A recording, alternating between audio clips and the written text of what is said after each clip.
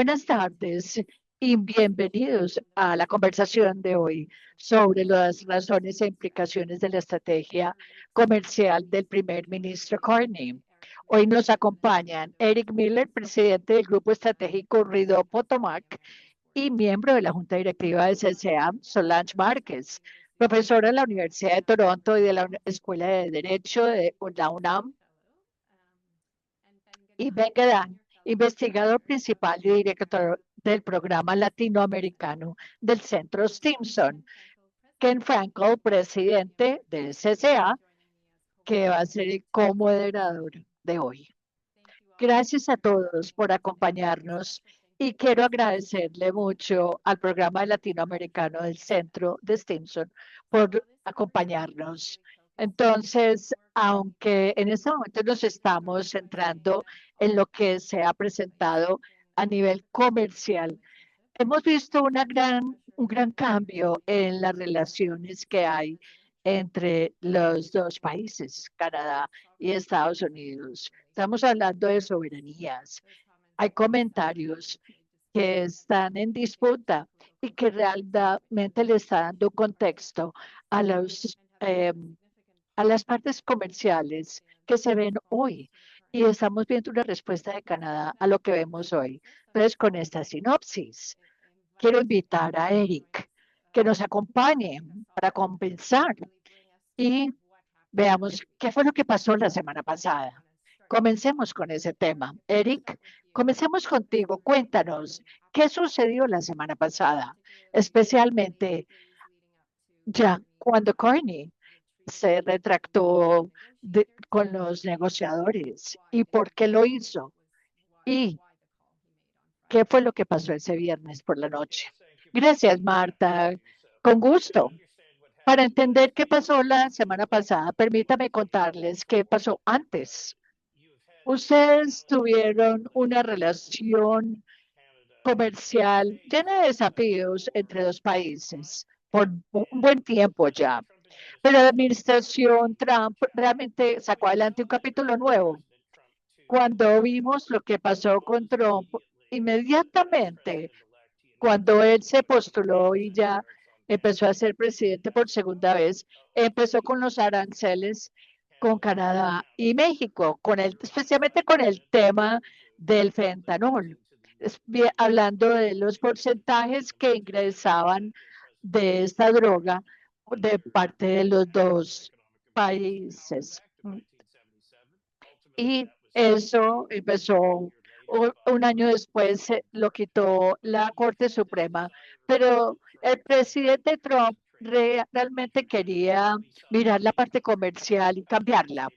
Y muchos países se tuvieron que sentar con Estados Unidos, donde Estados Unidos, por ejemplo, ganaba mucho más, por ejemplo, con Japón y la Unión Europea, donde había un arancel del 15% de sus productos llegando a Estados Unidos, pero cero de Estados Unidos a estos países. ¿Y qué pasó después? Los bienes a partir de marzo de 2025 que hacían parte de la CEMUC realmente empezaron a mostrar qué pasaba en los tres países diferentes. Estamos hablando de productos como madera, automotriz. Teníamos aranceles que eran más importantes que eso. A mediados de julio, la administración Trump empezó a tener conversaciones por ahí 9 meses con Canadá tratando de ponerle un 50% de aranceles a los 25% de los productos exportados de Canadá a Estados Unidos. Y esto conllevó a las discusiones que se rompieron. Entonces, Canadá empezó todo con diferentes objetivos. Primero, quería evitar los aranceles que entraban en vigencia en agosto 19, se extendió 3 días. Y la idea era poder liberar las aranceles de secciones, impulsando el costo de la madera al 45% en promedio a lo largo del país y en otras jurisdicciones. Y también quería aclarar cuál era el camino de negociación. para la renegociación futura del Tratado de Libre Comercio entre Estados Unidos, Canadá y México. Claro que también hubo muchas discusiones con México. Solange ahora nos contará este punto de vista. Estas negociaciones con Canadá realmente abarcaron muchos temas, la madera, el aluminio, las bebidas alcohólicas, pero con el tiempo hubo exigencias que hizo Estados Unidos en cuanto a no obligando a darle una prioridad a lo que era el contenido de lo que se hablaba en Quebec. Por ejemplo, se querían hacer una cosa en Europa y no en Norteamérica. También habían exigencias de que Canadá hacía un espejo de las acciones comerciales de Estados Unidos. Por ejemplo, si Estados Unidos le ponía un arancel a Colombia, Canadá tenía que poner ese mismo arancel a Colombia. Y para a los canadienses decían, no, eso es una violación de nuestra soberanía. Y también con lo del acero y el aluminio, decían, todo se estaba quedando corto. Había diferentes exigencias de diferentes equipos de negociación de Estados Unidos. Había diferencias también en la parte comercial y todo esto hizo que Mark Carney, antes de que vencieran el tema de los aranceles, se saliera. Y en los medios de comunicación, los primeros ministros y todos en el país le dijeron, listo, a usted lo vamos a apoyar. Y él dijo, vamos a tener aranceles dólar por dólar a partir del 8 de septiembre. La lista específica de los productos fue liberada hoy, de manera que ya lo podemos ver en el sitio web de Global Affairs. También Canadá dijo que iba a tener un arancel adicional en vehículos y partes. No, Estados Unidos dijo que iba a ponerle más aranceles a lo que era la parte automovilística de Canadá. Y es importante enfatizar que Carney, al quitarse de Estados Unidos, ha hecho algo que nadie ha hecho antes. Canadá y China fueron los únicos que le dijeron a Estados Unidos, listo, nosotros también le ponemos aranceles a Estados Unidos. Y empezaron a verse un caso muy interesante realmente de cómo estos poderes medianos van a tratar las cosas con Trump de aquí en adelante. Eric, háblanos, por favor, qué ha pasado en las últimas 24 horas. Claro, en las últimas 24 horas, el desarrollo principal se ha centrado en el hecho de que Carney ha dicho que Canadá solo se sentará de nuevo en la mesa de negociaciones si Estados Unidos cambia su actitud. Hemos visto que Trump salió hablando fuerte contra la posición de Canadá. Quiere decir que el lago Ontario no se llame así más, sino el lago América, que entonces ya como en el 2025 quería cambiar el nombre del Golfo de México.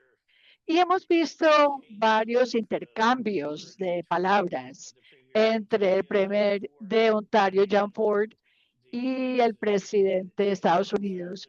Entonces, lo que Canadá siempre durante el último año y medio se ha cuidado, se ha roto. Y podríamos decir que ya el mensaje es constructivo, sí, pero ha habido mucha emoción por parte de los dos países. Se dijeron que, por ejemplo, Estados Unidos dijo que Canadá y los chinos son lo peor que hay a nivel comercial, pero entonces realmente ambos lados están en un punto de frustración y furiosos.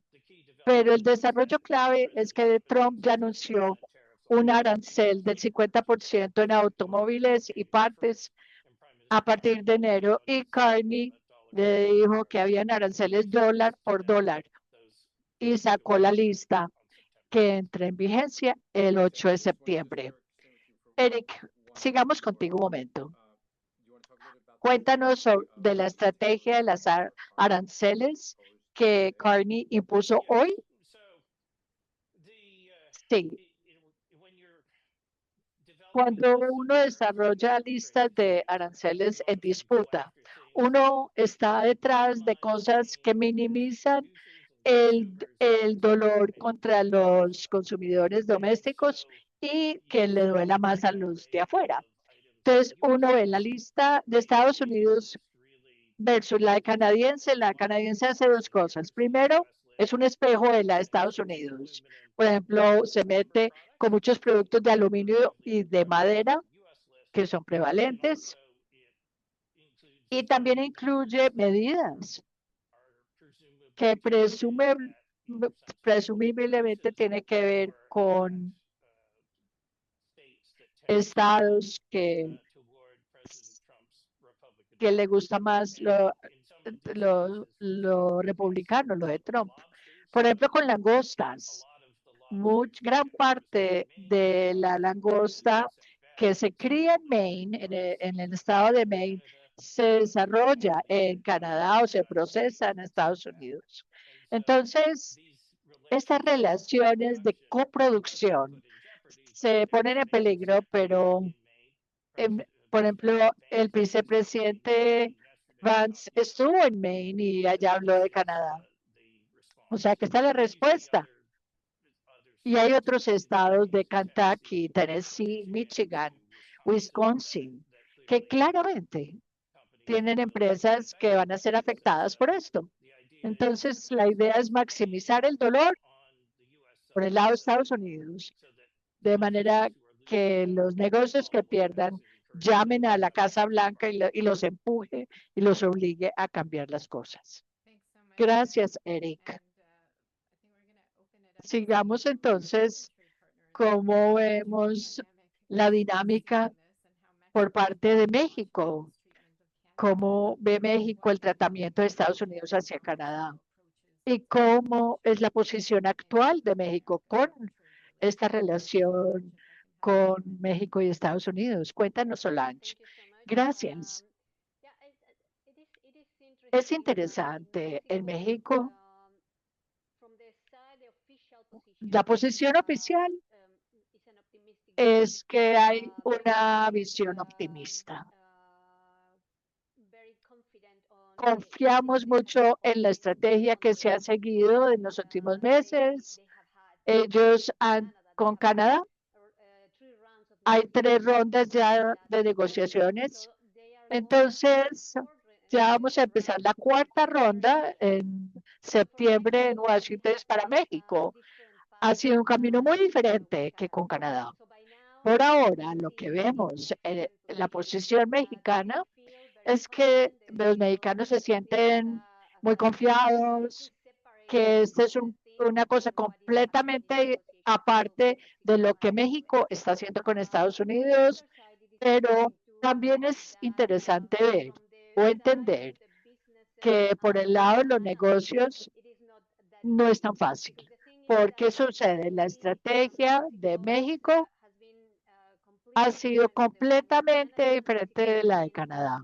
México ha sido un apaciguador. México ha realizado muchas concesiones en diferentes cosas que se independizan de la parte comercial. Por ejemplo, la inmigración, lo de seguridad. Y debo decir también, como mencionó ahora Eric, uno de los temas que creo lo que pasó ahora con Canadá fue el tema de la soberanía. El interés que tiene Washington de hacer que México y Canadá estuvieran al mismo nivel en cuanto a los aranceles que impone Estados Unidos en otros países. En el caso de Canadá, es claro lo que vemos. Canadá dijo no a eso. Pero México ha sido diferente. México ha dicho, sí, ha tomado medidas imponiendo aranceles contra China y contra India. O sea que México ha trabajado con Estados Unidos en algunas cosas que creen que nosotros creemos como gobierno mexicano que facilitarían por eso para tener un buen negocio. Y es interesante ver eso, especialmente si pensamos en un acuerdo trilateral que hemos visto en los últimos 18 meses. Es, no solo son contratos bilaterales con miras a ser trilaterales. Y yo creo que ambas estrategias están diferentes. Y lo que ha sucedido ahora con Canadá es que la aproximación de Canadá y de México va a crear una brecha mayor en este contrato trilateral. Va a crear más oportunidades para México con Estados Unidos, pero completamente ajeno al otro. Yo no veo al gobierno mexicano uniéndose a Canadá en temas que nos deben de preocupar, por ejemplo, el sector automotriz, minerales, diferentes sectores en que los dos países tienen interés, pero no van a trabajar juntos, ni han trabajado juntos, pero sí han tenido conversaciones. Y algunas partes del sector privado ha empujado, tratando de crear una estrategia conjunta, pero no lo veo ahora, porque México está tratando de quitarse de lo que sucede con Canadá, de mantener su distancia. México teme tener las mismas consecuencias ahora en septiembre. Creo que es un punto bien interesante. ¿Qué es lo que queda de un contrato tripartita? Pero entonces, Ben, ¿qué pasa en Washington? ¿Cómo lo ves tú? No solo oficialmente, sino qué piensa la gente realmente en los corredores o cuando hablan entre sí. Es un deterioro impresionante de una relación que ha durado tanto. Estados Unidos siempre se ha dicho que proyecta el poder global y ha tomado como de manera a la ligera como son los otros países. Y las fronteras son importantes, son fronteras seguras, por ejemplo, la que tiene Estados Unidos con Canadá. Y Estados Unidos se ha dedicado a nivel diplomático y en inversiones de ayudas militares para involucrarse en otras regiones. Y de nuevo, yo creo que la velocidad y la profundidad de esta ruptura de la relación Estados Unidos y Canadá realmente es difícil para muchos entender y también entender qué significa para un proyecto de integración hemisférica. Y también hemos tomado la ligera que realmente la integración debería ser mayor y que lo que sucede en Norteamérica sería un modelo para el resto de este hemisferio occidental. La idea es que todos pensaban que era del interés económico y de seguridad de Estados Unidos tener una región integral. Pero si ya tenemos problemas con nuestros vecinos, ¿se imaginan ustedes un hemisferio con una coalición de países para mejorar la competitividad económica de Estados Unidos y otros mercados y de tener una región pacífica y amigable? Entonces, realmente es un momento profundo que iba más allá de las consecuencias económicas. Pero, a ver, Eric habló que de los estados que van a estar más golpeados. Usted ve que los republicanos hable con el presidente y le diga suficiente, suficiente. Yo me voy a quitar de eso. Tengo que hacer algo para romper con esta política o mi fortuna política ya se cayó. Yo creo que eso se va a dar. Yo creo que el presidente, aunque alguno de sus candidatos en estas primarias no tuvo éxito, se ve como alguien muy clave en el Partido Republicano. Entonces, sí, yo creo que va a haber mucha presión para que se quite de todo esto. Por ejemplo, la guerra con Irán, los aranceles, el tema de inmigración ha tenido consecuencias económicas en los estados rojos y se han impuesto aranceles para poder manejar el daño que son vulnerables. Entonces, para mí, hay mucho desacuerdo interno y desaprobación dentro del círculo republicano, pero dudo que públicamente alguien salga a criticar a Trump. Eric, quiero comentar un poco lo que mencionó Ben, porque hay una consolidación y una perspectiva canadiense de qué sucede en Canadá. Cuéntanos de eso, cómo lo ve Canadá y, y sus relaciones con otros países. A ver, Canadá, yo creo que podríamos decir que esta ruptura va a persistir un buen tiempo. Esto no es un impasse comercial, no. Es que Canadá siente que Trump estaba pidiendo cosas que Canadá no estaba preparada para dar. Y hasta que esas exigencias cambien, Canadá y Estados Unidos con seguridad van a seguir aparte, ajenos.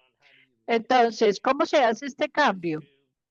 Esencialmente, hay que seguir con el hecho que primero Canadá es un mercado importante de importación y exportación de Estados Unidos. Si uno visita a cualquier persona que sea exportadora o importadora, el servicio o el departamento de comercio siempre va a decir, métase con Canadá, hágalo todo con Canadá. 30% de las exportaciones de Estados Unidos van a Canadá. 300 millones de dólares van de productos de Estados Unidos llegan al supermercado de Estados Unidos, como Canadian Tire, y muchos productos van allá que van a tener problemas con precios, porque a la vez que los productos de Estados Unidos se enfrentan los aranceles, Canadá va a seguir respetando sus buenas sus buenas relaciones con otros países. Por ejemplo, los productores de México podrán seguir exportando a Canadá con duty free, pero los productores de Canadá van a sufrir en su propio mercado. Entonces, empezamos a ver una acumulación y vamos a ver personas que son activas en el proceso político, que da dinero al proceso político y dice, ya esto colapsó. Ustedes vieron, por ejemplo, grandes cantidades del vino de Estados Unidos que no se pudo eh, vender en Canadá. Entonces, estas disrupciones son reales. Y lo que dijo Solange es muy importante acerca del futuro del acuerdo trilateral y de tener que mirar esto con profundidad, porque si hay un acuerdo con México bilateral y si no hay un camino obvio de un acuerdo con Canadá, el, el, el tripartita se va a suspender, se va a convertir en un acuerdo simplemente bilateral. ¿Qué va a pasar con las cadenas de suministro? Entonces hay un riesgo real de una ruptura. Y para Canadá, ahora está en una situación donde es como Singapur en el 65, que rompió con la Federación de Malasia y ahora tiene que ver cómo mejorar de manera rápida que todos los demás vecinos para tener mayor prosperidad. Y para mí estamos en un momento parecido y con este punto, esto va a afectar a muchos países en el hemisferio y alrededor del mundo. Gracias, Eric. Solange, cuéntanos acerca de esto desde la perspectiva mexicana y cómo México se ve en relación con otros países. Claro, lo interesante, considerando también de nuevo la estrategia que México y Canadá han tenido. Canadá ha tratado de diversificar su economía, lo sabemos, ha tratado de buscar nuevos acuerdos comerciales con otros países. En cambio, México tiene muchos, yo creo que son 50 tratados de libre comercio firmados, pero no los usa. Y es interesante, desde que esto comenzó, ver que además de muchos analistas que asesoran al gobierno a México, que sigan el mismo camino de Canadá, se diversifique. El gobierno mexicano los ha ignorado, no lo hace. Está metiendo todos los huevos en la misma canasta de Estados Unidos. ¿Por qué? Porque confían que van a sacar un buen negocio. Claro que es entendible. La relación con Estados Unidos es enorme y la economía depende mucho de eso. Y no es fácil tratar de cambiar las cadenas de suministro. Es algo que demora muchos años, no es algo que se logra en meses, especialmente en uno de los sectores clave para nosotros, que es el automotriz. Sin embargo, eso no lo buscamos. Pero también es interesante ver cómo la relación de México con China o con India ha cambiado, considerando el interés de Washington. Entonces, la relación de México con otros países ha cambiado, siguiendo el mismo camino. No porque es algo que exige la Casa Blanca ya, sino que sigue la idea de que el gobierno mexicano dice, los de Estados Unidos me van a pedir algo, yo me voy a adelantar, voy a hacer estos cambios de antemano antes de que Estados Unidos me lo exija. ¿Para qué? Para poder mantener las cosas calmadas y seguir con esta negociación. Entonces, algo que el gobierno mexicano internamente nos ha vendido, tener paciencia. Pero yo creo que no solo es tener paciencia, yo creo que es tratar de mantener a Washington contento con lo que ha hecho México. Solange, qué punto de vista tan interesante. Permítame seguir contigo. Hemos hecho eventos en el pasado donde abordamos que, entre muchas cosas, y eso se ve en la prensa, no mucho, pero hay gente que dice que Claudia Sheinbaum está obteniendo todo de Washington sin ser atacada. Y lo que hemos visto antes, cuando hablas de pacificar, es una palabra dura, fuerte. Entonces, hay líneas rojas que México ha sobrepasado con Estados Unidos, aparte de los problemas como tener tropas de Estados Unidos en México. Claro, yo sé que es una palabra fuerte, pacificar, pero creo que es la mejor que se aplica aquí.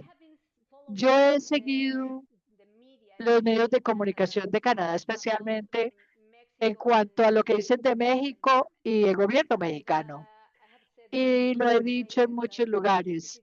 Y es interesante para los mexicanos cómo internacionalmente la gente ve al gobierno mexicano que tenga una buena relación con Estados Unidos solo porque sí, pero no. Trump trata muy bien a Claudia Sheinbaum. ¿Por qué? Porque México le ha dicho sí a sus exigencias, a las de Estados Unidos, pensando con lo de migración, también los carteles y los temas de seguridad. Entonces México le ha dicho sí a muchas cosas y hay muchos ejemplos, y hay muchas cosas que México que ha hecho, además de la parte comercial. Entonces, en otros temas, tratando de cumplir con lo que Washington exige. De manera que cuando yo veo que el gobierno mexicano sigue la relación y que la gente dice que Canadá debe seguir el mismo camino, no estoy segura. Claro, no tengo la respuesta de cuál es la mejor estrategia, porque ahora vemos que Canadá se paró de la mesa y México se quedó ahí, pero ¿por cuánto tiempo? Y algo en septiembre es que vamos a ver que México va a decir, sabemos, Washington no es un aliado confiable.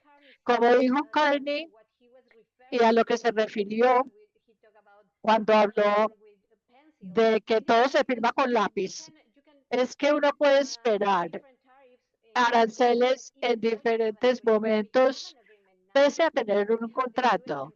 Ya tenemos el CAMUS y tenemos aranceles. Entonces, aún, y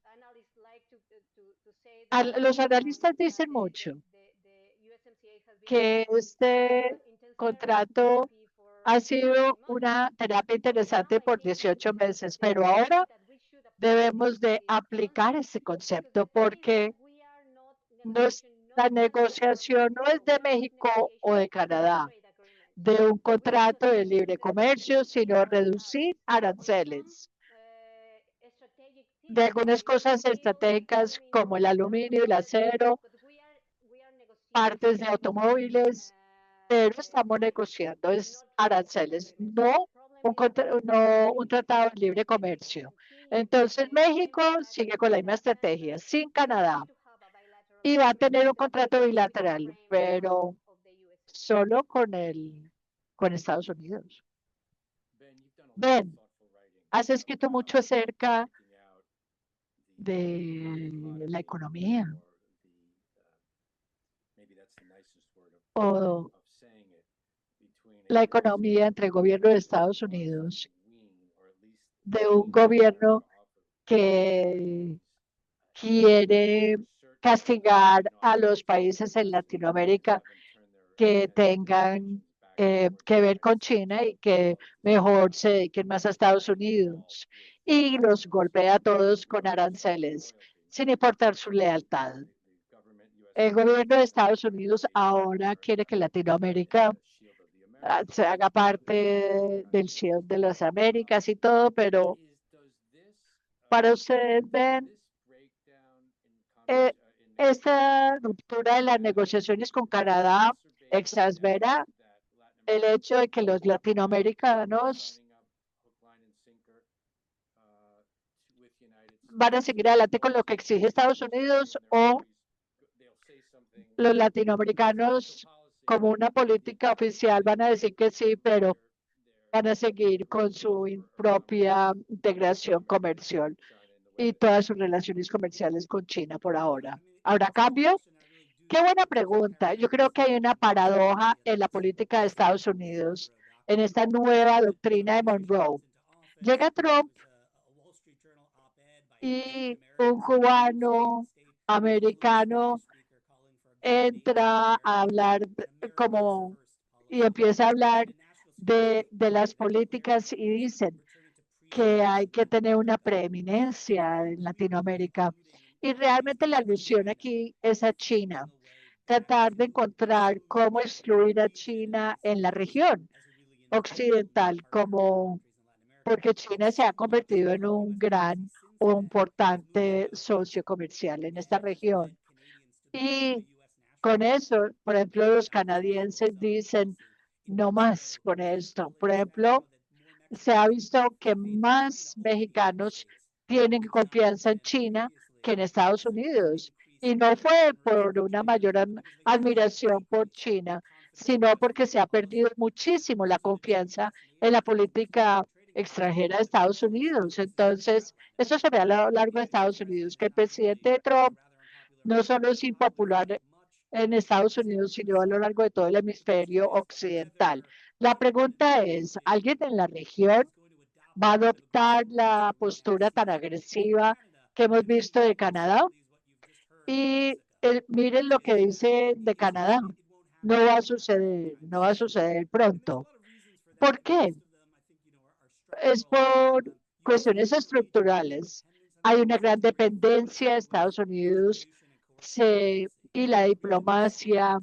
Estados Unidos invade Estados Unidos, invadió a Venezuela y secuestró al presidente. Tenemos un embargo con Cuba, donde hay consecuencias enormes, donde se amenaza atacar a México y a Colombia, que ya ni siquiera hace titulares.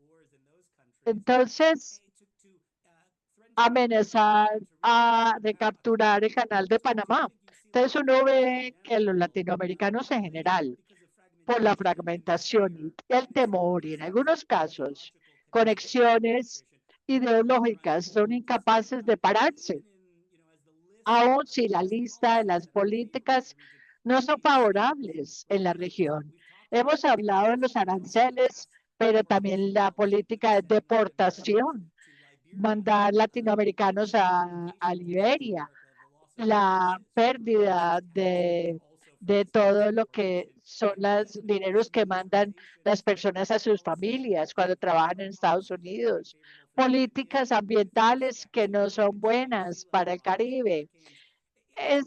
La lista es larga y Brasil es el único ejemplo que hemos visto de un país en la región que abiertamente se enfrenta a Estados Unidos y que invierte, se diversifica. ¿Por qué? Solo Brasil. No es la división ideológica, sino que depende poco de Estados Unidos, a diferencia de México, que depende mucho de Estados Unidos. Y de hecho, me parece que Brasil ha tenido éxito. Estados Unidos le puso el arancel del 50% de todos los productos y se metió con el expresidente y a eso no tocó a Brasil. Entonces, por ahora, yo diría que los comportamientos que vemos en comportamientos que pequeños animales adoptan cuando son amenazados por animales más grandes, no se ve. Y, y termino diciendo, lo único que puede suceder es si los cálculos políticos cambian. Este Trump ha sido muy bueno, por ejemplo, para atacar diferentes personas y ha sido favorable para los candidatos. Pero si esto mientras Trump pierde más y más popularidad, vamos a ver que los conservadores van a seguir ganando y no van a irse contra Estados Unidos.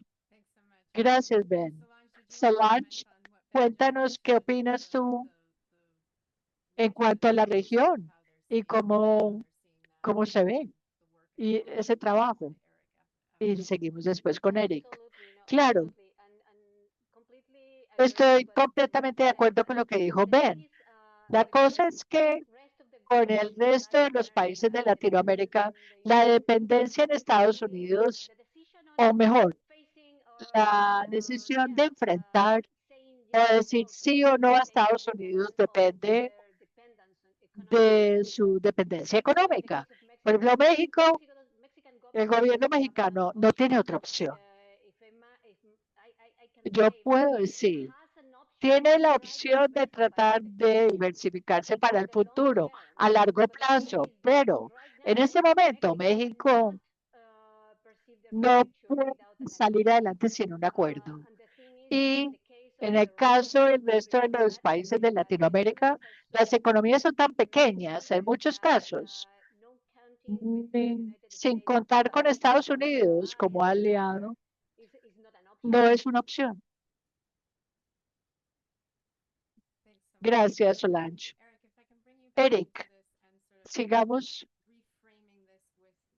con el contexto de la guerra comercial con Canadá y Estados Unidos, lo que sucede ahora.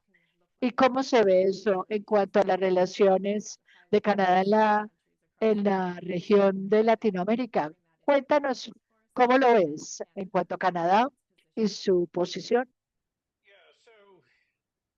Sí, una de las consecuencias de esta ruptura es que el trabajo del Consejo canadiense de las Américas es muy importante porque el imperativo es que Canadá encuentre otro mercado sin que crezca. Y ahí es más inmediata esa necesidad que antes de esta ruptura. Entonces Canadá va a tener que reimaginarse sus relaciones comerciales, incluyendo Latinoamérica, donde tiene más tratados de libre comercio que en el resto del mundo. Y no se utilizan realmente comparado con el potencial que existe. Pero, por ejemplo, exportar el diésel a Chile. Ahí hay una gran oportunidad para poder desplazar la exportación del gas natural que pasa por el Golfo de México y luego por el canal de Panamá. Pero Canadá puede mejor vender directamente a la región. A ver, cuando uno piensa, ¿qué hay diferente en este caso? Algo que tiene que ver mucho con esta ruptura entre Canadá y Estados Unidos, que no ha sido prevalente en la relación que tiene Estados Unidos con México, es que Canadá es un deseo que tiene Trump de anexar a Estados Unidos como un Estado. Claro que hay muchas referencias ahora de que Canadá se convierta en el estado número 51 y que el primer ministro de Canadá se convierta en un gobernador. Y el sábado decíamos que no queremos ser un estado, obvio, implicando que de todas maneras Estados Unidos quiere que Canadá sea un estado. Entonces, cuando uno mira estas preocupaciones de soberanía, significa que las decisiones de los aranceles que debemos de tomar, que Estados Unidos tiene, del contenido local, que uno esencialmente está acabando con la industria automotriz porque los aranceles son demasiado altos y uno puede ver el contenido que se da sin de Estados Unidos, excluyendo el de Canadá. Todo eso se ve a través de otra amenaza. Hace que Carney tenga un mayor poder y que la gente en Canadá esté tan enfurecida de lo que está haciendo la administración de Trump. Esto ha definido decisiones personales.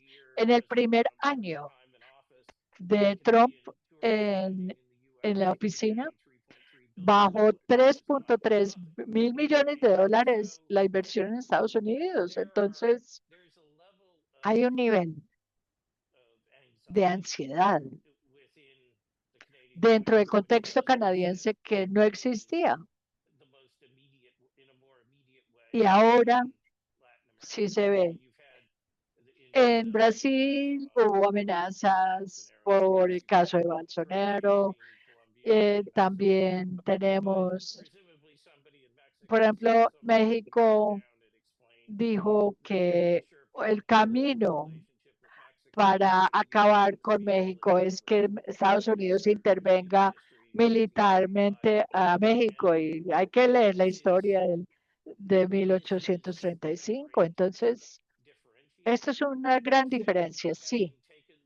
Pero al asumir esta posición, Carney ya es el caso de prueba de ver cómo la relación con Estados Unidos, cuando alguien se quita de las exigencias de Estados Unidos, y lamentablemente no hay un camino fácil de volver a sentarse y para tener una relación buena y constructiva entre Estados Unidos y Canadá. Y hay una gran incertidumbre en cuanto al, al tratado de Estados Unidos, México y Canadá. Y esto va a ser un ejemplo para el mundo. Para terminar, yo realicé un estudio recientemente viendo cuál era el mayor proveedor de bienes en todo el mundo. Bien, China, Europa o Estados Unidos. Solo en Norteamérica, Estados Unidos tenía tenía ese papel de mayor proveedor. Para el 2000 no era el mayor proveedor, era la Unión Europea y ahora es China. Entonces, hemos visto una erosión del poder de Estados Unidos en el hemisferio occidental. Y eso no es solo profundo en cuanto a las relaciones que vemos, sino la posición exportadora de Estados Unidos versus los competidores a nivel global. Para mí es un desastre que va a suceder. Dejar que Estados Unidos se vaya metiendo en diferentes jurisdicciones. Eric. No, perdón, Solange, ¿tienes algún comentario de lo que acaba de decir Eric? Sí, brevemente. El caso del gobierno mexicano, yo creo que es cuestión de tiempo, de qué podría suceder con la negociación y qué se puede esperar de ella. Algo interesante aquí que ustedes preguntaron antes son las líneas rojas, porque México ha trabajado con Estados Unidos y ha sido atacado verbalmente. El gobierno mexicano ha tratado de conceder muchas cosas. Y en cuanto a las líneas rojas y la narrativa de la soberanía, es interesante ver cómo Canadá ha utilizado la narrativa de la soberanía muy diferente a como la usa Canadá. Canadá, lo que yo he visto es que los canadienses están apoyando a Carney cuando él se puso de pie contra las imposiciones de Estados Unidos. En cambio, en México, el tema de la soberanía se ve como una herramienta para el gobierno, no para ponerse de pie, sino para mantener una narrativa contra esas líneas rojas que el gobierno mexicano no quiere conceder ante Estados Unidos. ¿Cuáles son las líneas rojas? Específicamente, no a nivel comercial.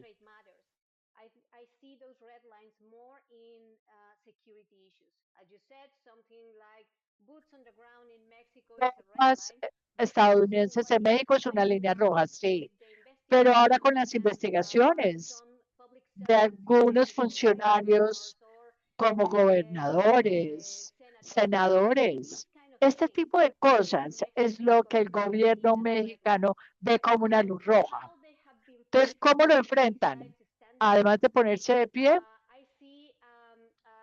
yo veo una estrategia de conceder en otras cosas.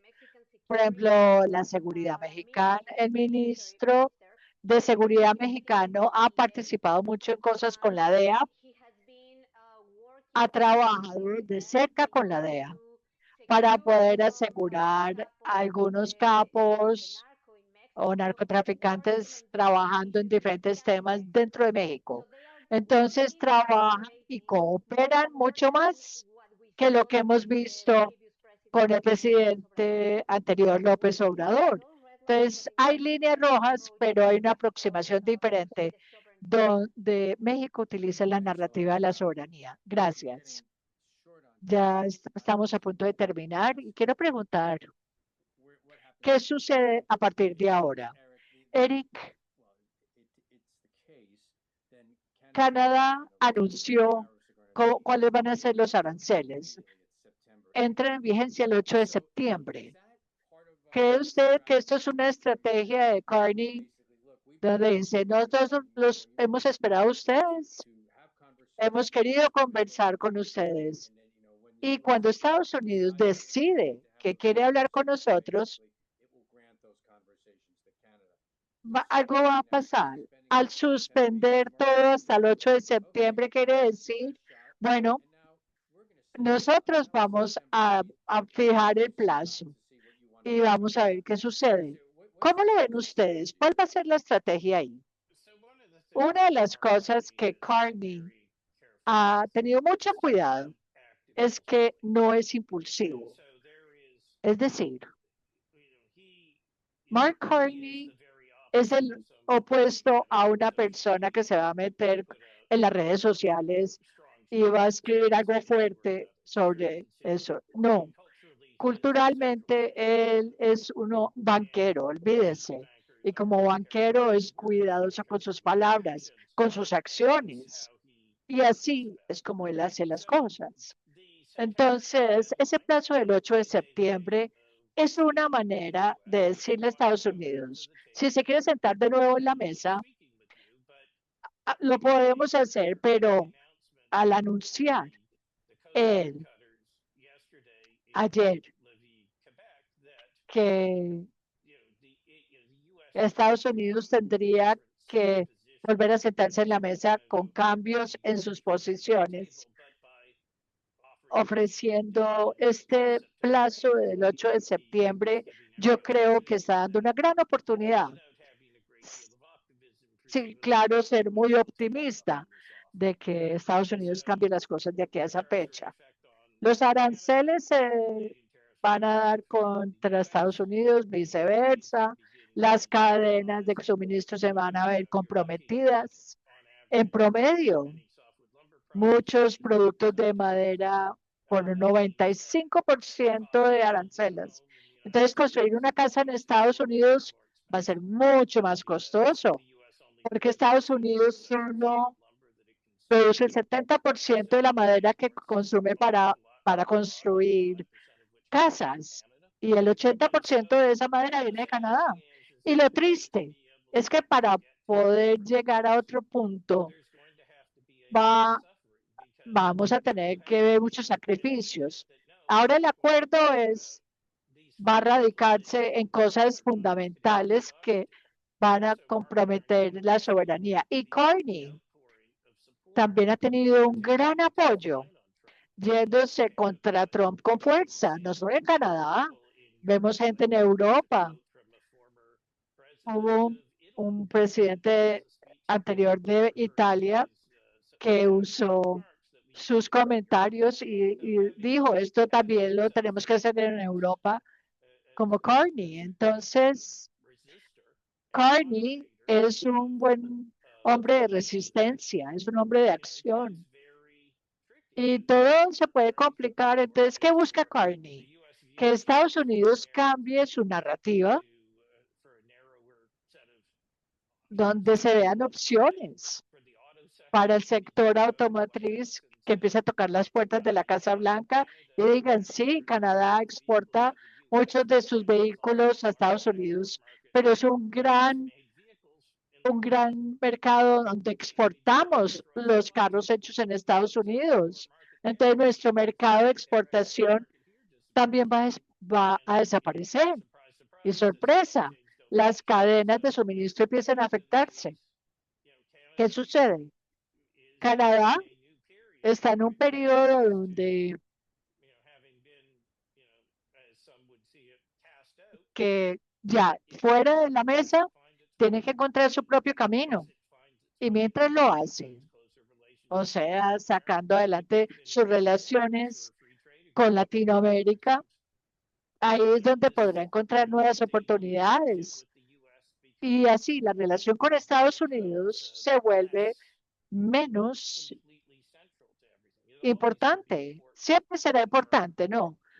Hay grandes partes de Estados Unidos, del sistema energético, que no va a funcionar sin el petróleo de Canadá. Entonces, eso no puede cambiar, pero a medida que vemos que Estados Unidos históricamente ha sido primero el 75% al que le exportaba a Canadá y ahora 50%, las cosas van cambiando con el tiempo y yo creo que los cálculos de que las partes se tengan que sentar rápido van a cambiar. Ven,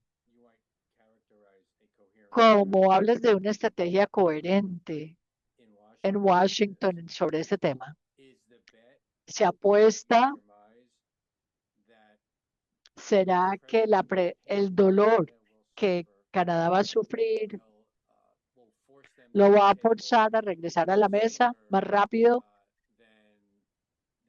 que el potencial del colapso del Senado republicano en noviembre o hay otra consecuencia? A ver, hay diferentes hipótesis. Primero, el presidente no le interesa las elecciones. Él tiene otras prioridades y su legado en mente. Entonces, la posición no va a cambiar, aunque que va a crear una situación que no le va a favorecer. Y también las relaciones con este nivel de dependencia económica van a cambiar. Por ejemplo, el caso de México, aunque sea que las exportaciones, 2/3 de las exportaciones de Canadá llegan a Estados Unidos, eso es importante. Hay una creencia en Washington entre los de Trump que Estados Unidos domina la región y que puede hacerlo con políticas que tienen que ver con muchos palos y pocas zanahorias. Y lo refuerza siempre. Hemos dicho que Latinoamérica a ver, siempre se ha sentado, no se ha parado contra Estados Unidos. Claro que hay mucha evidencia que eso no es bueno. Este mes, el presidente de Ecuador y de Chile y de Ecuador se fueron para China. Vimos que el Mercosur de Argentina y Brasil firmaron un contrato comercial con la Unión Europea. Entonces, realmente vemos mucha evidencia ahora que Estados Unidos se está yendo de la mano por las consecuencias que se dan.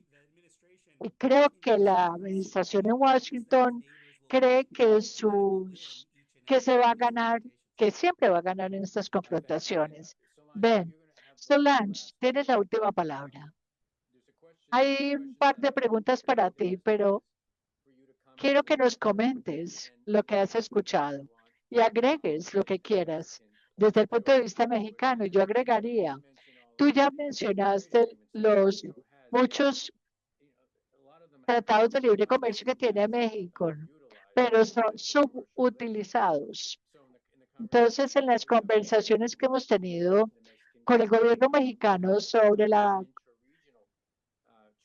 la parte comercial con Brasil y el potencial que hay ahí. Y sé que hay más actividad a nivel ministerial, pero no parece que, tal vez yo me equivoco, de ver que México se diversifique más allá de Estados Unidos de manera significativa. Cuéntanos qué opinas.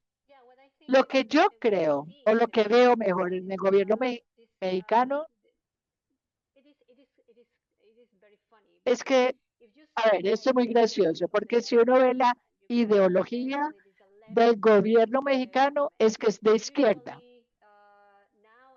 Ahora, y en los últimos 2 meses, la narrativa, sin embargo, se ha cambiado y se ha vuelto anti-Estados Unidos y la narrativa en soberanía.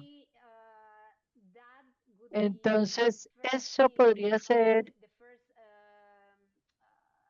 el primer argumento comenzar la diversificación, pero el gobierno no quiere hacerlo.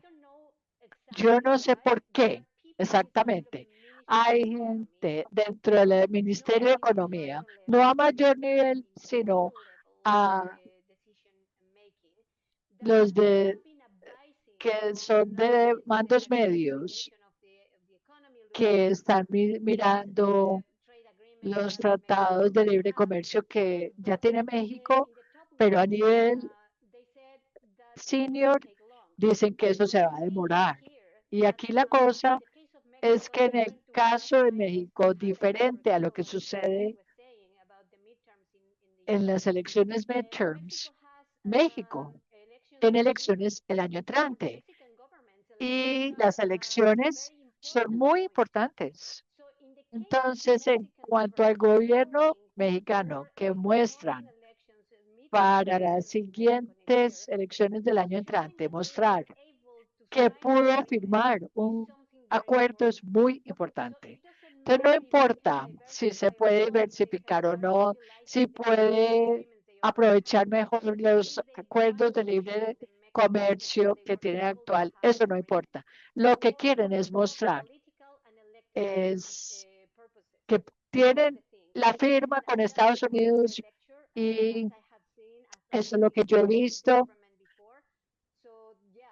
actualmente. Ahí radica el problema, porque si esa es la única manera de leer la estrategia mexicana, claro, es a muy corto plazo.